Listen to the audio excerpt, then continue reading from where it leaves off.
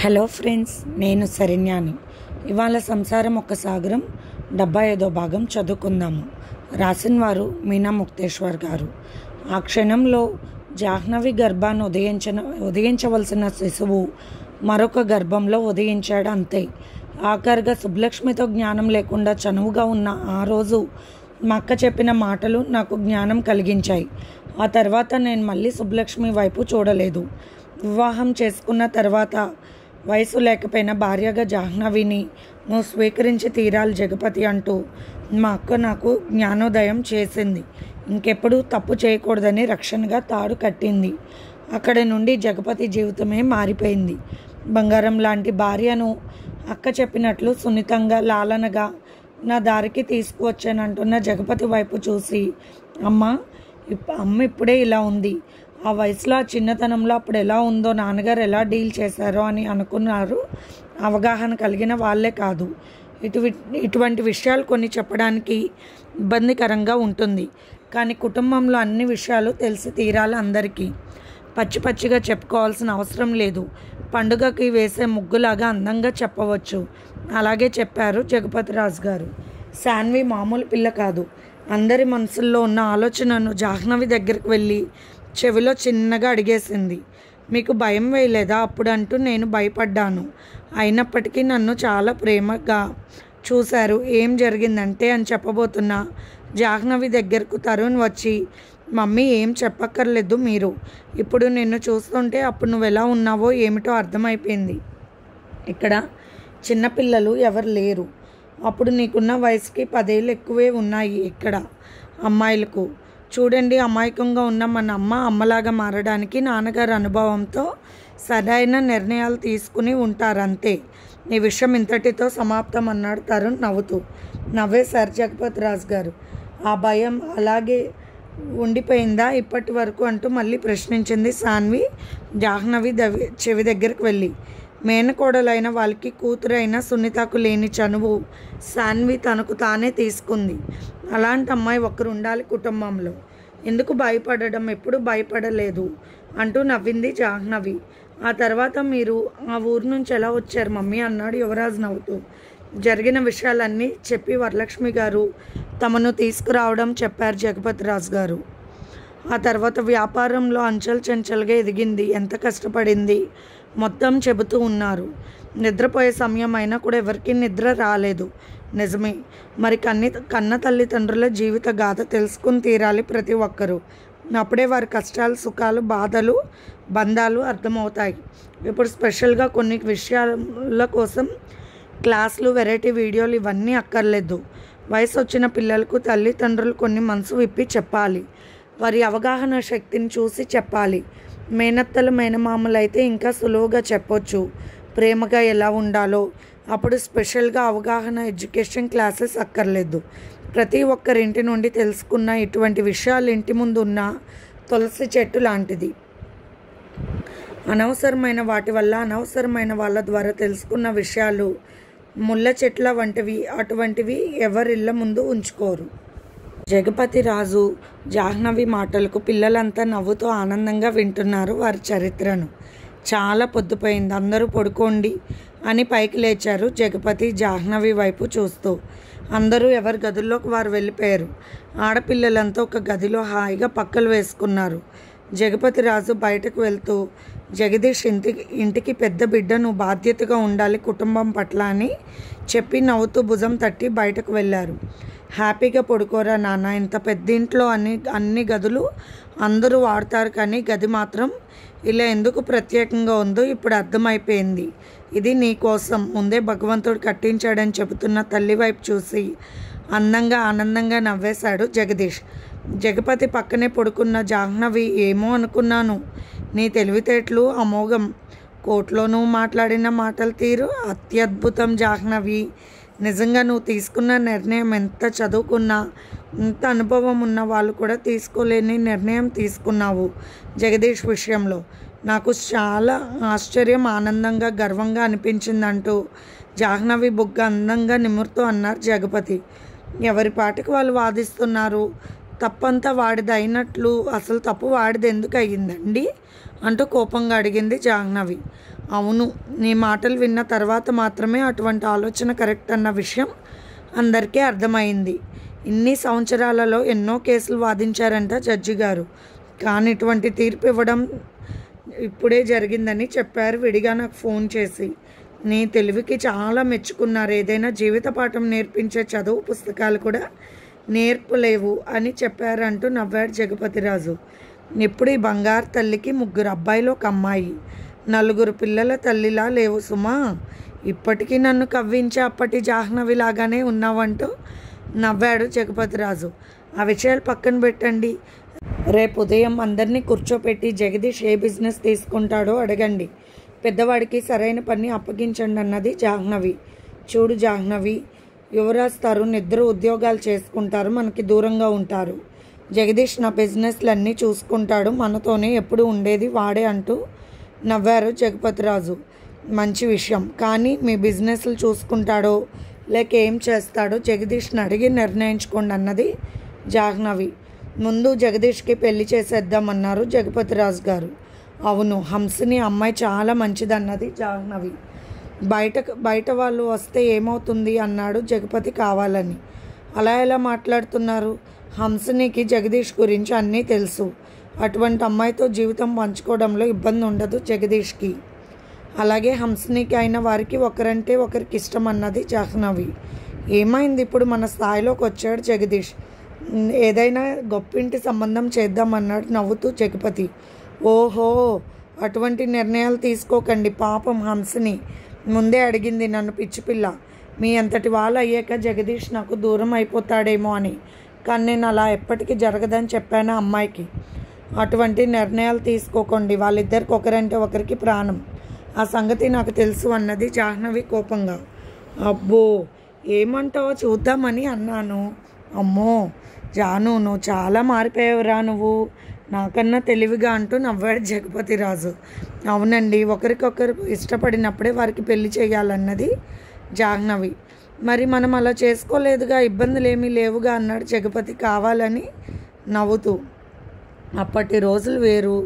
వాళ్ళు కావాలి వీళ్ళు కావాలన్న తెలివితేటలు మనకు లేవు. ఇప్పుడు పిల్లలకు ఉన్నాయి కాబట్టి వాళ్ళకి ఇష్టమైన సంబంధాలే చెయ్యాలన్నది జాహ్నవి గట్టిగా. మరి నీ చిన్న కొడుకు శాన్విన్ చేసుకొని అంటున్నాడుగా అన్నాడు జగపతి నవ్వుతూ. అయ్యో, వాడికి చాలా ఇష్టమండి శాన్వి అంటే, అందుకే అలా అల్లరి చేస్తూ ఉంటాడు. వాడికి ఎంత అల్లరి చేస్తే అంత ప్రేమ ఉన్నట్లని అర్థం అంటున్నా. జాహ్నవి వైపు చూసి ప్రతి ఒక్కరిని ఖచ్చితంగా అర్థం చేసుకుంటుంది జాహ్నవి. ఇక ఇబ్బంది లేదు అనుకున్నాడు జగపతి.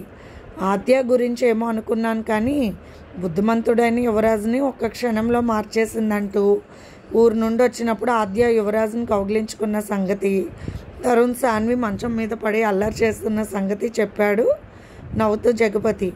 అది అంతే, అంత చొరవలు ఉండకూడదని నేను చెబుతానే ఉంటున్నాను, కానీ తప్పు చేయర్లేండి అంటూ నవ్వింది జాహ్నవి. తప్పుగా అంటే అన్నాడు జగపతి కొంటెగా చూస్తూ. మీకు తెలియదా తప్పుగా అంటే అన్నది జాహ్నవి తల వంచుకొని. మరి మనం చేస్తున్నది తప్పే కదా ప్రతిరోజు అన్నాడు జగపతి. అదేలా, మన ఇద్దరికి పెళ్ళి అయిపోయిందిగా అంటూ సిగ్గుపడి నవ్వింది జాహ్నవి. మరి తప్పు చేద్దామా అన్నాడు జగపతి. కాదు అని ఎప్పుడూ అనలేదు, ఆ తప్పు అంటే నాకు ఎప్పుడు ఇష్టమే అన్నది జాహ్నవి నవ్వుతూ. అమ్మ దొంగ, ఈ సంగతి నాకు తెలుసు. మొదటిసారి ఎంత భయపడినా నువ్వు, తర్వాత అంతకంతకు ప్రేమగా నన్ను ప్రతిరోజు అల్లుకుపోయిన సంగతి తెలుసు. అందమైన ముచ్చట్టలో అలసిపోవడం ఇష్టం నీకు అన్న విషయం కూడా తెలుసు నాకంటూ జగపతి ఆనందంగా తన భార్యను దగ్గరకు తీసుకున్నాడు. భార్య అలా తన ఇష్టాన్ని చెబితే కొంతమంది భర్తలు అది తప్పు అన్నట్లు భావిస్తారు. అదే పని బయట ఆడవాళ్ళు చేస్తే చాలా గొప్పగా చూస్తారు. కానీ భార్యకు కూడా ఇష్టాలు కష్టాలు ఉంటాయని తెలుసుకుని మొరటవాడైన జగపతి భర్తగా జాహ్నవిని సరిగ్గా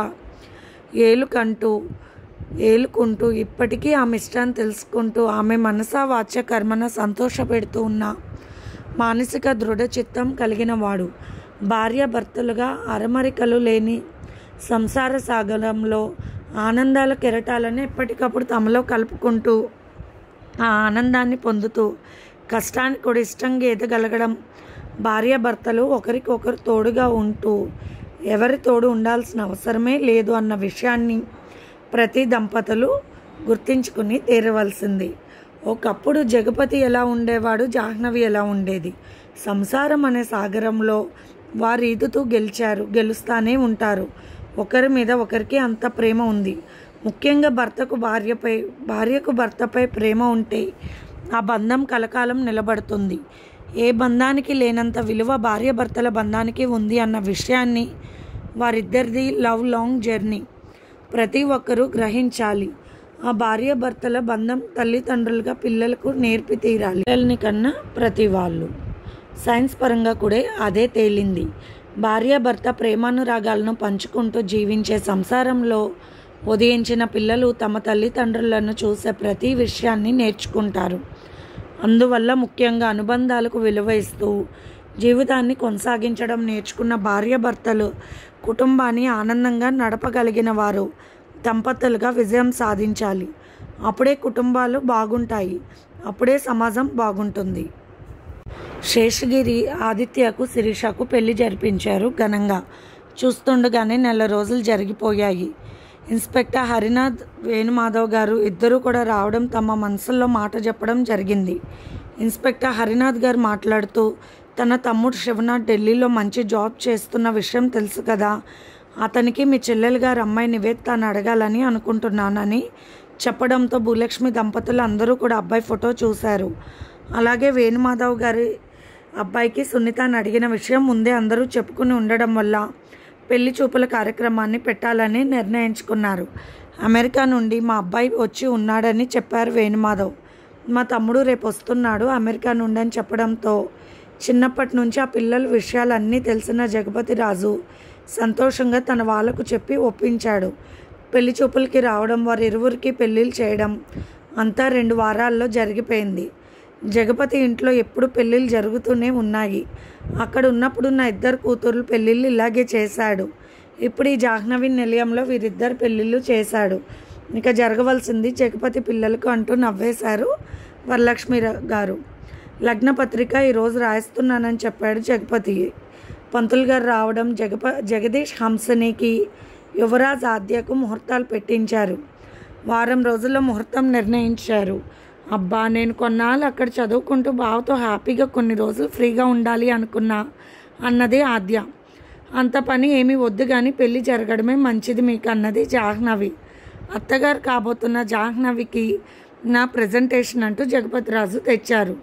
నిండు చంద్రకాంత రంగు చీరకు వైలెట్ కలర్ పెద్ద అంచున్న పట్టు చీరను చేనేత వాళ్ళతోనే చేయించారంతా అతని ఇష్టరీతిగా జగపతిరాజు. అలాగే డైమండ్ సెట్ కొన్నారు. ఆ కానుకలు చూసిన ఆద్య, సాన్వి పెళ్ళిళ్ళకు మాకు చేస్తున్నారు, గిఫ్ట్లు మాత్రం మా అత్తయ్య గారికి అంటూ తెగ నవ్వేశారు. తరుణ్ చదువు అవ్వాలి, వాడికి ఉద్యోగం వచ్చిన తర్వాతే పెళ్ళి చేసుకుంటానన్నాడు. అది కూడా మీ అమ్మ వాళ్ళు వచ్చి అడిగితేనే. ఇప్పుడు అడిగితే చాలా మంచిది.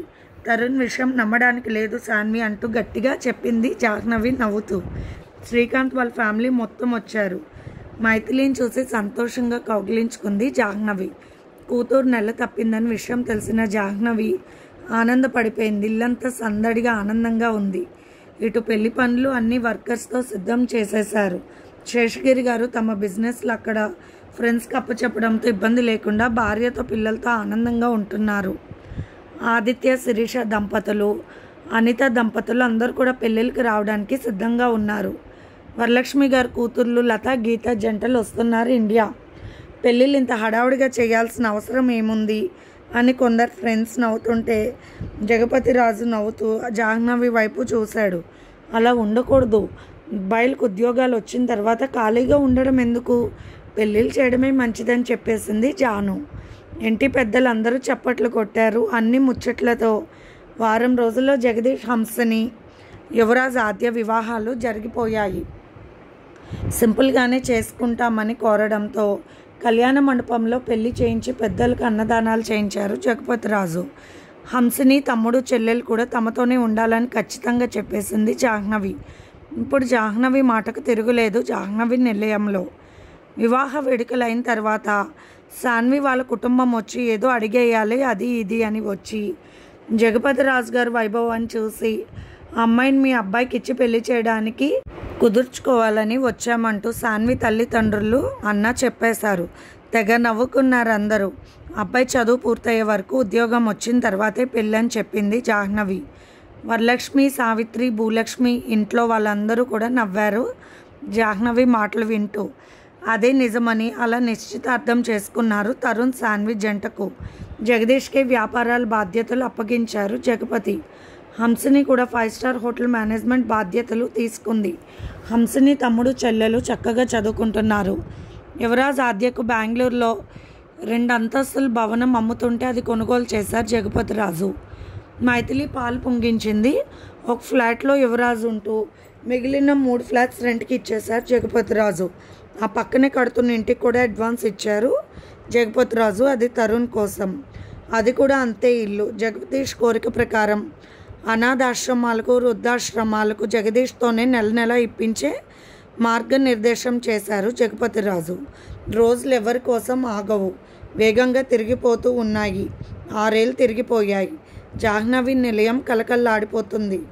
జగదీష్ హంసనికి 2 పిల్లలు, మైథిలి దంపతులకు 2 పిల్లలు, యువరాజ్ ఆద్యకు 2 పిల్లలు. ప్రస్తుతానికి సాన్వి వాళ్ళ పుట్టింటికి వెళ్తున్నారు అందరూ. సునీత ప్రసవించేసరికి అమెరికా వెళ్ళారు శేషగిరి దంపతులు.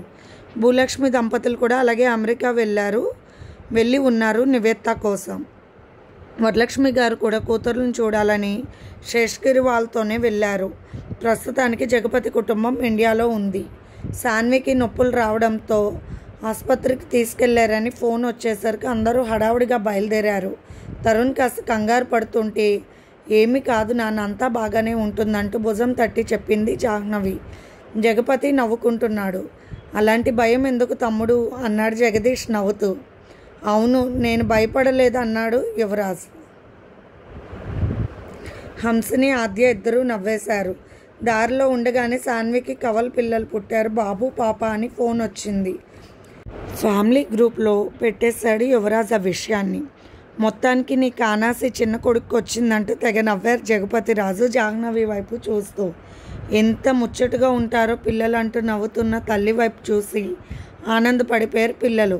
శ్రీకాంత్ గారు ఆనందంగా సంతోషంగా ఫోన్ చేసి కంగ్రాట్స్ చేశారు జగపతి రాజుకి. అక్కడికి వెళ్ళగానే తరుణ్ భార్యను చూసి అమ్మయ్య అనుకున్నాడు. ఒరే బాబు, ఈ నొప్పులు ఎవడు కనిపెట్టాడో కానీ అది కూడా ఆడవాళ్ళకి పెట్టాడు అంటున్న సాన్వి మాటలకు బయట నిలబడ్డ అందరూ నవ్వేశారు. లోపలికి వెళ్ళి నా జాహ్నవి అలా అనకూడదంటూ నవ్వింది. పిల్లలిద్దరూ చాలా క్యూట్గా ఉన్నారు. తరుణ్కి పుట్టిన అబ్బాయి జగపతిరాజు గారి లాగా కలర్ తక్కువ ఉన్నాడు. తాతగారి పోలికలతోనే పుట్టాడు. అమ్మాయి జాహ్నవిలాగా పుట్టింది. అందరూ నవ్వుకున్నారు. వెళ్ళిన వాళ్ళను విపరీతమైన గౌరవంతో చాలా బాగా చూశారు సాన్వి పుట్టింటి వాళ్ళు. మైథిలి వాళ్ళ ఇంటికి వెళ్ళి అందరినీ చూసుకుని సంతోషంగా ఇంటికి చేరారు జగపతిరాజు కుటుంబం. యువరాజ్ దంపతులు పిల్లలు తరుణ్ బెంగళూరు వెళ్ళిపోయారు. జగపతి, జాహ్నవి ఇద్దరు గదిలో ఉన్నారు. మొత్తానికి జాహ్నవి అమ్మమ్మ నానమ్మ కూడా అయ్యిందంటూ నవ్వేశారు జగపతిరాజు. మీరు తాతయ్య తాతయ్య తాతయ్య అయ్యారుగా అంటూ నవ్వింది జాహ్నవి. ఎంతమంది మనవలు మనవరాలంటూ నవ్వేశారు జగపతిరాజు. కొంచెం బాగోకపోయినా జగదీష్ ఎంతో శ్రద్ధగా చూసుకుంటున్నాడు తల్లిదండ్రులను. ఏ చింత లేకుండా ఆనందంగా ఉంటున్నారు. ఇంకో సంవత్సరం వరకు ఇండియా రారు మన వాళ్ళు. ఆదిత్య ఫోన్ చేసి మంచి చెడ్డ అడిగాడు.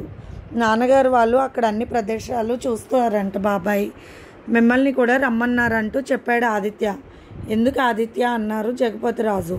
మీకు అన్నీ రెడీగా ఉన్నాయంట కదా, వెళ్ళడం సులభం కదా బాబాయ్ మీరు అని నవ్వుతూ చెప్పాడు ఆదిత్య.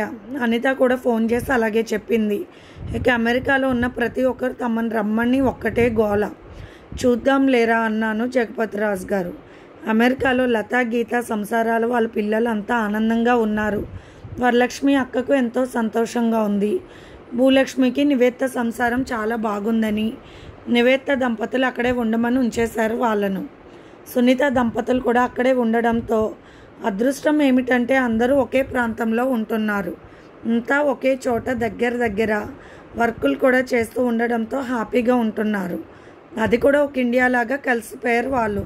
సాన్వి 4 రోజుల్లో బిడ్డలందరినీ తీసుకుని తరుణ్ దగ్గరికి వచ్చేసింది. అమ్మ మా ఆయనకి ఇబ్బంది అయిపోతుందని వాళ్ళ అమ్మ నాన్నలు కూడా ఆమెతో పిల్లల కోసం ఉండడానికి వచ్చారు. మధ్య మధ్యలో జగపతి జాహ్నవిలు కూడా వెళ్ళి ఉండి వస్తున్నారు. ఢిల్లీ వెళ్ళి ఆదిత్య దంపతులను పిల్లలను చూసి అక్కడ కొన్నాళ్ళు ఉన్నారు. అలాగే అనిత దంపతుల దగ్గరకు వెళ్ళి వారి పిల్లలను చూసి అక్కడ 2 రోజులు ఉన్నారు. శ్రీకాంత్ వాళ్ళ ఇంటికి వెళ్ళి అక్కడ 4 రోజులు ఉన్నారు. మనవరాలు మనవడితో ఆనందంగా గడిపారు జగపతిరాజు జాహ్నవి. పిల్లలంతా కలిసి జగపతిరాజు జాహ్నవికి అమెరికా వెళ్ళటానికి అన్నీ రెడీ చేశారు. అందరూ బ్రతిమలాడడంతో వెళ్ళక తప్పలేదు. అమెరికా వెళ్ళి తమ వాళ్ళందరి కుటుంబాలు చూసుకుని వారి పిల్లలతో ఆనందంగా 3 నెలలు గడిపేశారు. శేషగిరి దంపతులు, భూలక్ష్మి దంపతులు, వరలక్ష్మి గారు, జగపతి దంపతులు ఇండియా వచ్చేశారు. ఢిల్లీలో ఆదిత్య వాళ్ళ ఇంటికి వెళ్ళారు.